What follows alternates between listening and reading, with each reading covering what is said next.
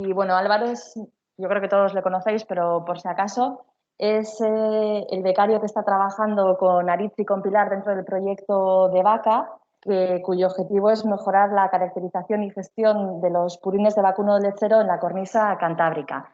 Álvaro tiene una beca FPI que ahora mismo está en su segundo año y hoy nos va a presentar pues, uno de los apartados de su tesis doctoral, que se titula Evaluación del carbono orgánico del suelo en praderas y maizales bajo diferentes escenarios de cambio climático. Y bueno, por mi parte ya podemos empezar, así que espera un segundo, te doy paso.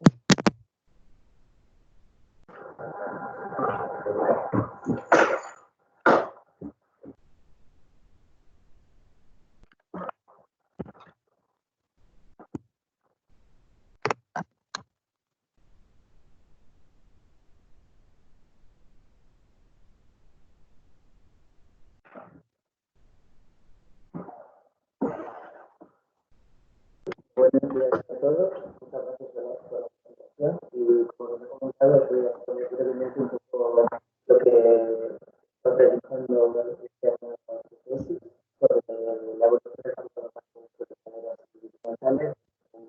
Álvaro, se oye muy bajito, se oye muy bajito.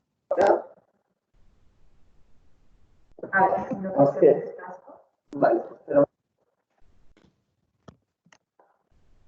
porque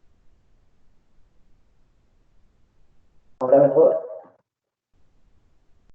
Muy bajito, muy lejos se oye. ¿Sí? Vale. A través de pues, la evolución del carbono orgánico del suelo, a través del modelo ROCE, ¿no? Primero voy a explicar un poco qué es el carbono orgánico en suelo y las implicaciones que tiene. El carbono orgánico en suelo es una parte del ciclo del carbono total, una pequeña parte, que según la FAO, las reservas de carbono que se encuentran en el suelo, es de unos 1.500 petagramos de carbono. Sin embargo, en la atmósfera y en la vegetación observamos unos valores entre 800 y 500. Una buena calidad del SOC influye en la fertilidad y la productividad del suelo, la capacidad de almacenar y suministrar agua limpia, de conservar la biodiversidad y de incrementar la capacidad de reacción del ecosistema ante diferentes cambios ambientales. También hay que tener en cuenta que este SOC puede ser tanto un sumidero como un potencial emisor de gases de efecto invernadero.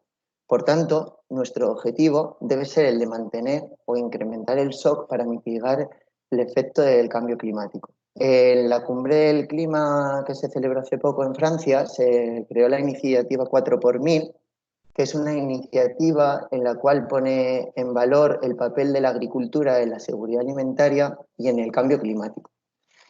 A través de esta iniciativa se quieren buscar diferentes prácticas y manejos para poder almacenar carbono en suelo a través de la agroecología, agroforestería y otras prácticas.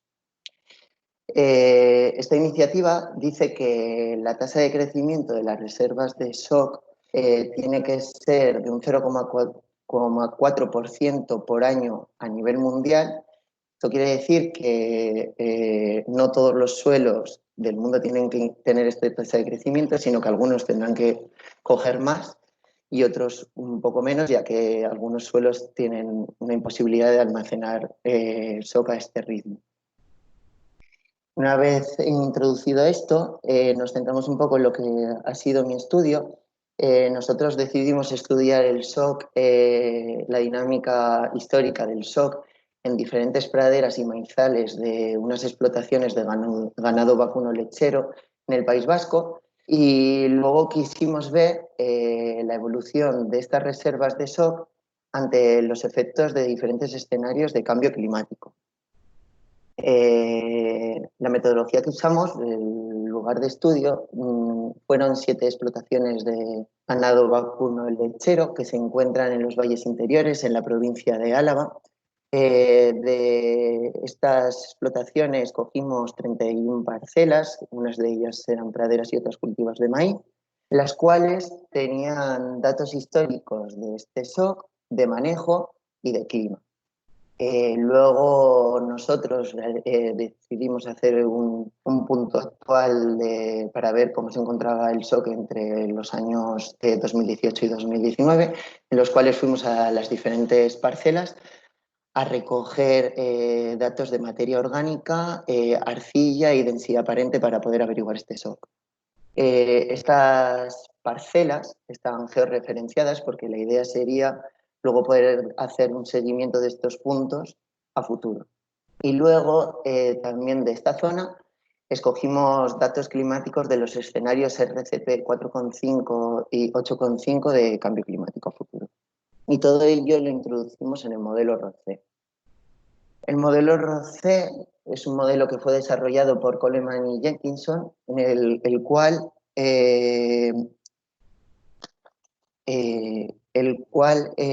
tiene 5 compartimentos que tienen diferentes velocidades de descomposición. Uno es la fracción vegetal descomponible, otro sería la fracción vegetal resistente, la biomasa microbiana y la materia orgánica unificada. Estas 4 serían compartimentos activos y habría un quinto que sería pasivo, que sería la materia orgánica inerte. A este modelo hay que añadirle unos valores de entrada, que serían unos datos climáticos mensuales de temperatura media, precipitación y evapotranspiración, un porcentaje de arcilla en el suelo, los aportes vegetales y la cobertura que existe, un SOC inicial para que empiece a simular y la profundidad de suelo de estudio. En nuestro caso, en nuestras parcelas, el contenido de carbono orgánico iba desde 40 a 110 toneladas de carbono hectárea. Los valores inferiores eran de maizales, los más superiores eran de praderas. Teníamos un porcentaje de arcilla entre 18 y 40, de un 40%, y estudiamos una profundidad de 0 a 30 centímetros. Los manejos medios de tanto de estas praderas como estos maizales, en el caso de las praderas fue de unas 9,5 toneladas de materia seca hectárea en total. Luego también tuvimos que utilizar una ratio de raíz-tallo, que esto se usa para averiguar el aporte de la planta a través de las raíces de este carbono. Luego estaba cubierto durante todo el año y tenía 2 abonados, uno mayor en primavera y otro un poco menor en otoño. Sin embargo, los maizales tenían unas producciones de 12 toneladas de materia seca hectárea, estaba cubierto únicamente de mayo a septiembre, el resto del año estaba descubierto el suelo y el abonado es mineral. Esto es verdad que ahora actualmente está cambiando y se está abonando más con purines, pero como partíamos de datos históricos, algunas de estas parcelas estaban abonadas únicamente con este tipo de abono. Luego, los escenarios de cambio climático utilizamos los que están descritos en el 5º informe del IPCC, el cual nombra 4 escenarios de cambio climático que podemos agrupar en 3. Uno sería el 2,5, que es muy optimista, que diría que hay muy bajas emisiones de gases de efecto invernadero. Luego otros que hablan de una estabilización de las emisiones, que sería el 4,5 y el 6. Y otro que es bastante pesimista, que habla de un nivel alto de emisiones, que se dice que seguirían emitiéndose a este nivel, seguiríamos con el mismo nivel de emisión o incluso mayor, que sería el 8,5. En nuestro estudio usamos el 4,5 y el 8,5, ya que es el que está desarrollado por el proyecto Escenarios 1. Podemos observar en estas imágenes, en la de la izquierda, en esta de aquí, como la temperatura media del País Vasco entre el 1971 y el 2000. Y podemos observar que en el de la estabilización de las emisiones existiría un incremento de esta temperatura. Sin embargo, en el caso más pesimista, este incremento de temperatura sería mayor. Nosotros tuvimos que localizar una estación meteorológica que se encontrase cerca de nuestras explotaciones, que en nuestro caso fue la estación meteorológica de Ochandio. y cogimos unos valores medios de temperatura y precipitación entre 1971 y 2019 y luego podemos observar aquí en algunos casos como existen en las precipitaciones, a lo mejor no se ve tanta diferencia, pero por ejemplo aquí en enero, como existe una diferencia de temperatura media de casi 7 grados respecto al RCP 8,5.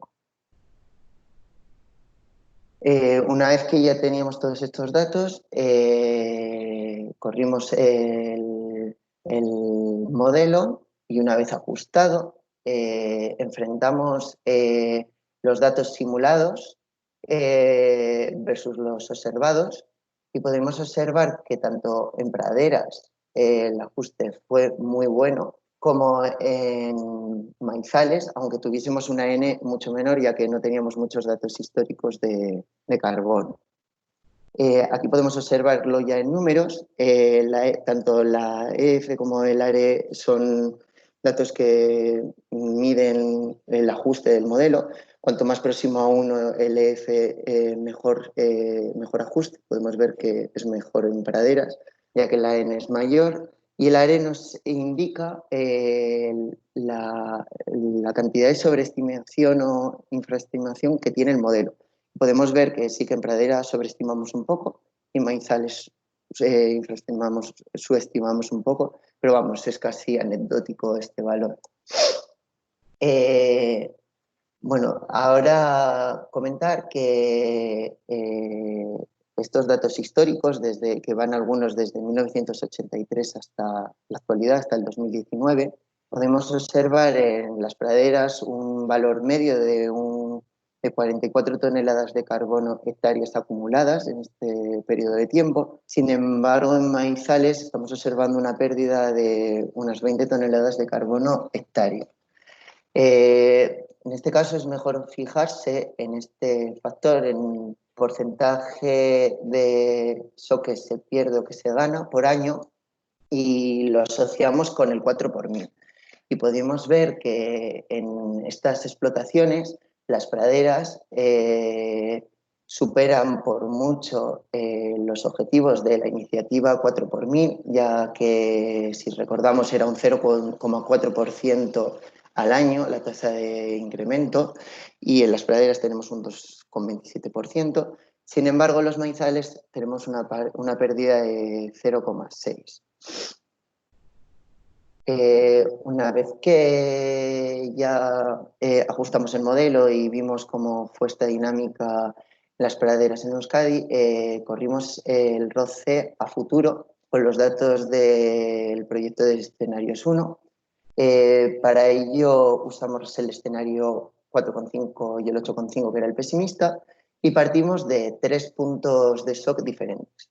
El primero sería el shock medio que utilizamos con las praderas de nuestro estudio, que se encontraban alrededor de 111 toneladas de carbono hectáreas. Se encuentran en el percentil superior de shock de las praderas de Euskadi. Y por ello decidimos utilizar el percentil de 10 de shock de otras praderas aquí de la comunidad autónoma vasca, que se encontraba este percentil 10 en torno a unas 66 toneladas de carbono hectárea. Y luego ya pusimos nuestro valor medio de shock también en los maizales, a fecha del 2020. Como pudimos ver, tanto en las praderas el shock tenía una tendencia de incrementar o estabilizarse, sin embargo, la tendencia de los maizales es a disminuir y a perder esta cantidad de este carbono orgánico. También se puede ver que el incremento, la capacidad de incorporación de shock fue mayor cuando iniciábamos en un punto bajo de shock. Esto es debido muy probablemente a que estos suelos están menos saturados en carbono y su capacidad de retención de carbono es mayor que en el otro caso. Ahora aquí lo podemos ver en la siguiente gráfica un poco más detallado en números y podemos ver que, por ejemplo, en las parcelas, en nuestras praderas de estudio, a un periodo corto de tiempo, que es entre el 2020 y el 2041, sí que cumpliríamos la iniciativa del 4 por 1000, incorporando un 0,64% de SOC al año. Sin embargo, en las praderas que iniciasen en un nivel de SOC muy bajo, lo cubrirían en todo el rango, desde el 2020 al 2090, este objetivo de la iniciativa. Los maizales, en ninguno de los casos, o sea, estarían constantemente perdiendo este carbono orgánico en suelo. Y como dato curioso, podemos observar que a largo plazo, en las praderas de nuestro estudio, en el periodo entre el 2071-2090, podemos ver que en el escenario 4,5, que era en el que se estabilizaban las emisiones, el incremento de SOC estaría casi estabilizado al tener un incremento del 0,05%, y en el pesimista vemos como las praderas empezarían en este caso, empezarían a perder carbono en estas parcelas. Ya por otra parte, para hablar un poco otras cosas que queremos hacer orientadas con este estudio, es hablar sobre el DPM-RPM de las enmiendas, que es, es un factor que indica cómo disponible estaría el carbono para que se incorpore en el suelo. Entonces, dependiendo de la enmienda, podrían existir diferencias en la velocidad de incorporación de este SOC. Podemos ver aquí un estudio de Peltre, en el cual tienen datos observados desde 1960 hasta el 2012, en el que abonan las praderas de la misma zona, por ejemplo, en este caso es con turba y esto es con serrines, y podemos observar que dependiendo de la enmienda que utilicen, y la disponibilidad en el que esté este carbono, la acumulación de carbono en las turbas son en este periodo de tiempo, de unas 50 toneladas por hectárea. Sin embargo, en los serrines es mucho menor y es de unas 20 toneladas. Entonces, nosotros queremos hallar el DPM-RPM de diferentes enmiendas, ya sea de purín intensivo y ecológico, tanto de purín como de compost, ya que nuestra hipótesis es que muy probablemente, habría que verlo, el purín y el compost intensivo, al alimentar las vacas con piensos, este carbono estaría más disponible. Sin embargo, en el ecológico puede que al alimentarse de plantas y tener más fibras, el carbono estuviese menos disponible, entonces su velocidad de incorporación sería menor. Y también queremos ver qué pasaría tanto con fracciones sólidas y líquidas, ya que algunos agricultores, es el purín, le realizan un tratamiento físico, el cual separan el purín en una fracción sólida y en otra líquida. Bueno, esto sería todo. Muchas gracias y si tenéis alguna pregunta.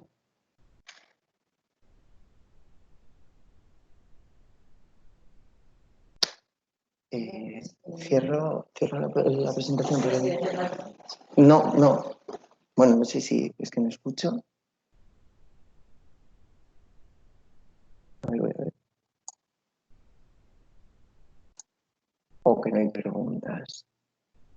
¿Dónde está el chat? Si tenéis cualquier pregunta, vais Vale. abriendo micrófonos y la hacéis directamente a Álvaro.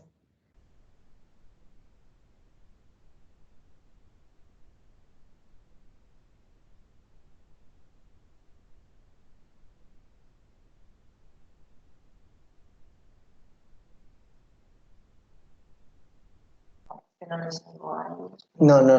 O sea, Yolanda sí que ha hablado, sí. Vale.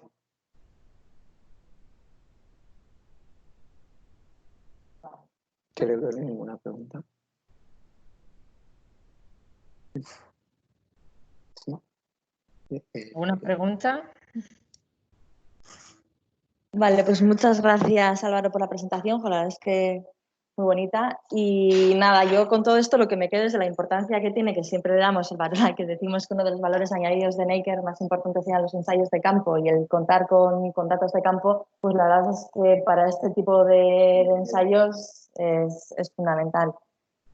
Y bueno, pues si no hay ninguna pregunta, no sé. Estamos Álvaro y yo compartiendo ordenador, que lo oímos muy bien si hay preguntas o no, pero bueno, yo me imagino que nos estamos mirando el chat por si habéis preguntado algo, pero no veo que hay ninguna pregunta, ¿verdad, Yolanda? No, en el chat no hay ninguna. Si alguno se anima y quita micrófono. Está todo muy claro, Álvaro. Vale, no sé si tienen algún comentario para añadir Pilar y Aritz. Bueno, nada, yo lo que señalabas, Olach, lo que estaba pensando, ¿no? En la importancia de contar con datos históricos. Claro, es que, a ver, ¿ha sido posible? ¿Me oís? No sé qué ha pasado. A ver, sí. Bueno, sí, eso, que este estudio ha sido posible gracias a poder descontar con esa base de datos. Y sí, la importancia de disponer de ellos y de georreferenciar los datos, que creo que en eso ya se está trabajando dentro de Naker.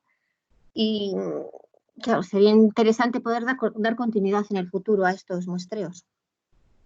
Y es lo que estaba hablando con Álvaro antes de la presentación. Todo esto sería tener un ensayo a largo plazo que podamos ver qué es lo que pasa. claro, claro. Sí, porque mismamente el mapa de carbono, pues aquí estamos trabajando solo con praderas, ¿no? Pero si se pudiera hacer extensivo a otros manejos, sería muy interesante.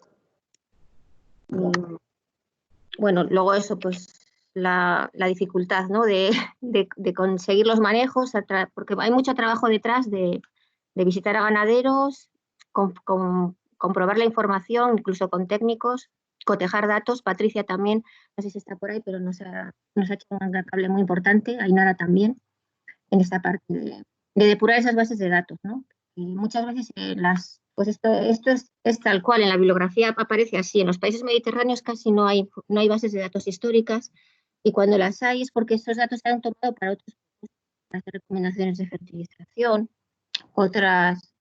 Pues bueno, haya habido un trabajo también Álvaro ahí se ha vuelto un poco loco, muy importante de filtrar datos, ¿no? Y de ver qué manejos son los que se corresponden a esos resultados que tenemos.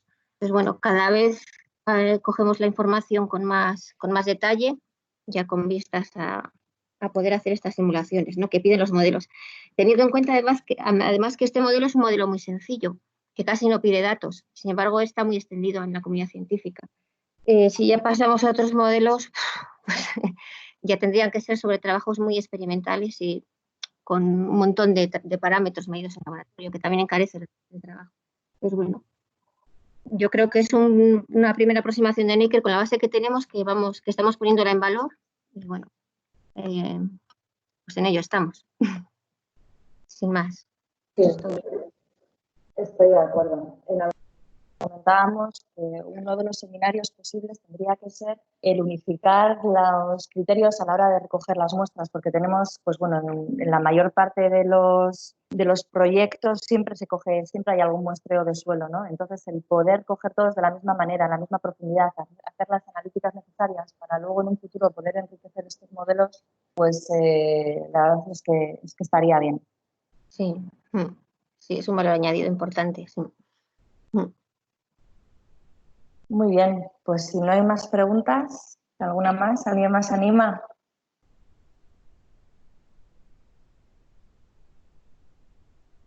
Vale, pues entonces, bueno, podemos dar por finalizado el seminario. Muy bien, Álvaro, muchas gracias. Felicidades. Gracias, sí. Agur. Venga, Agur, gracias. Bye. Agur. Adiós.